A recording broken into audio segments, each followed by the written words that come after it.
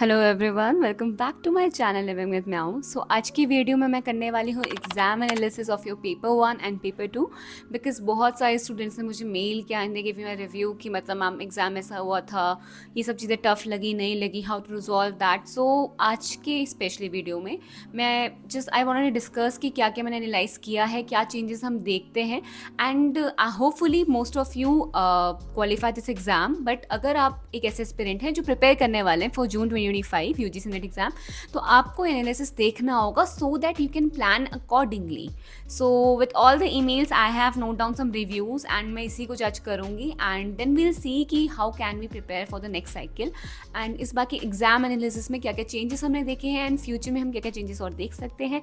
So stay tune for that. Also I want each one of you to comment down and write कि आपका experience UGC net का कैसे रहा, आपको क्या चीज़ें टफ लगी, क्या नहीं लगी एंड वॉट यू फेल्ट कि मतलब लास्ट साइकिल से इस वाली साइकिल में एग्जाम टफ था नहीं था।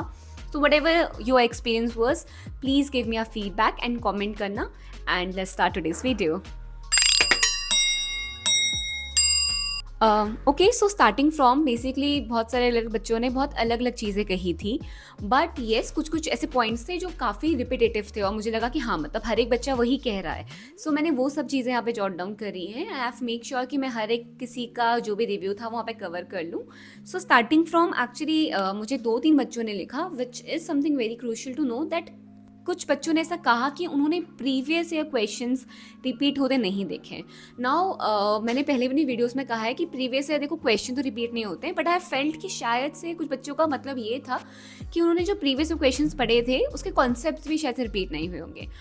सो इस साइकिल का मुझे वैसे इतना पता नहीं है मेरे पर्सनल एक्सपीरियंस से, बट येस मैंने देखा है कि क्वेश्चन रिपीट तो नहीं होता है, ठीक है। And rarely I have seen कि एग्जैक्टली कोई क्वेश्चन रिपीट हुआ होगा, बट येस मैंने हमेशा से कहा है कि कॉन्सेप्ट रिपीट होता है क्योंकि कुछ इंपॉर्टेंट टॉपिक्स हमेशा से रहे हैं, बीट पेपर 1 और पेपर 2 जहाँ पे से क्वेश्चन आते ही आते हैं। अगर उसके नहीं आ रहे हैं तो आप देखेंगे उसके थोड़े आगे पीछे के आ जाएंगे, उससे पहले क्या हुआ था उसके आ जाएंगे।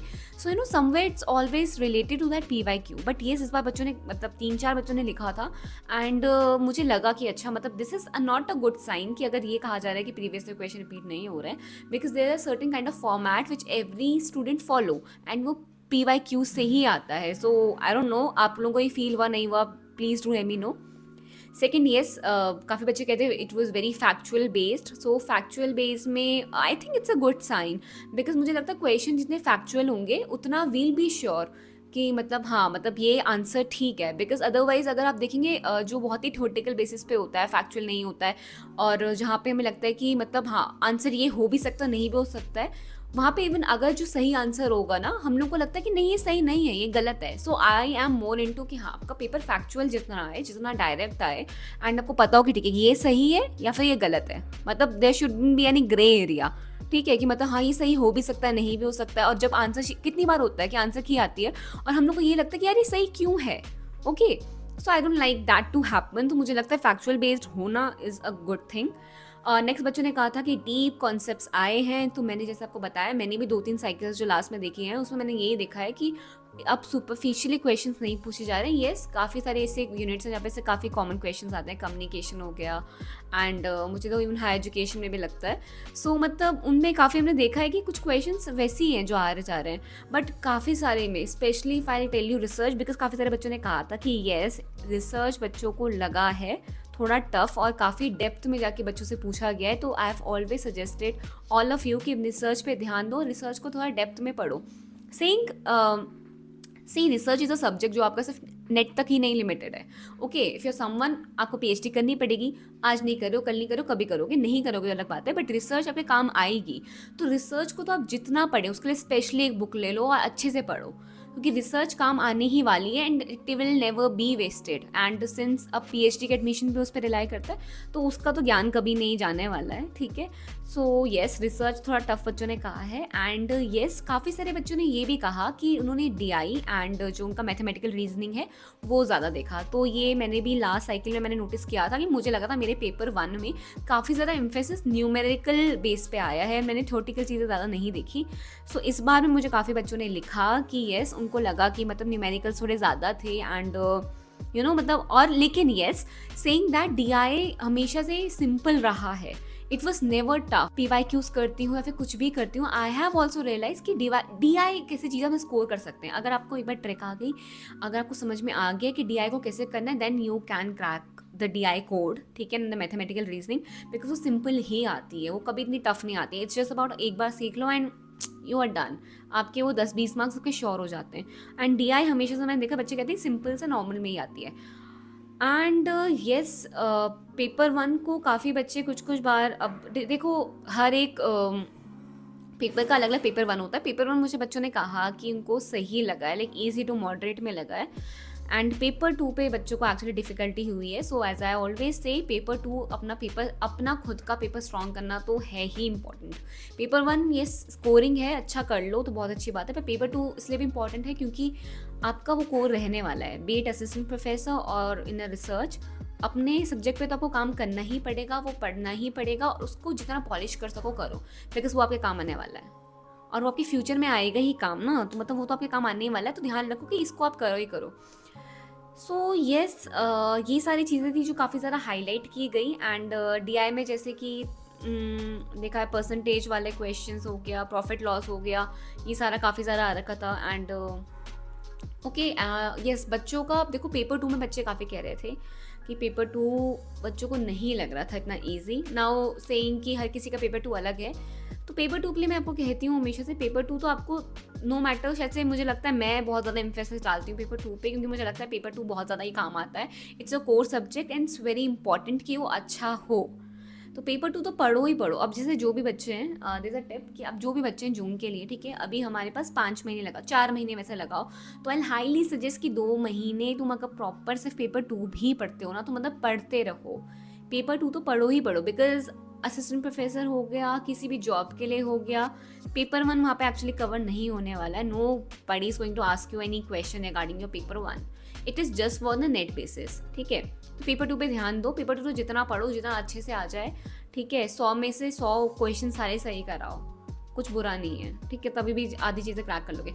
Now coming back to paper 1, but paper 1 मैंने जैसे कहा है, पेपर 1 में ही बच्चों का जो एक्चुअली मार्जिन सेट होता है, मतलब मुझे अगर लगा है कि मेरा नेट क्वालिफाई हुआ है, तो ये सो पेपर 2 की वजह से तो हुआ ही है हर बार, बट पेपर 1 की वजह से मुझे लगता है मैं JRF की वजह से रुकी हूँ, बिकॉज मेरा पेपर 1 में काफ़ी सारी चीज़ें अटक जाती हैं एंड मैं एक लेवल के बाद वो क्रॉस नहीं कर पाती हूँ। I don't know, but I am working on it.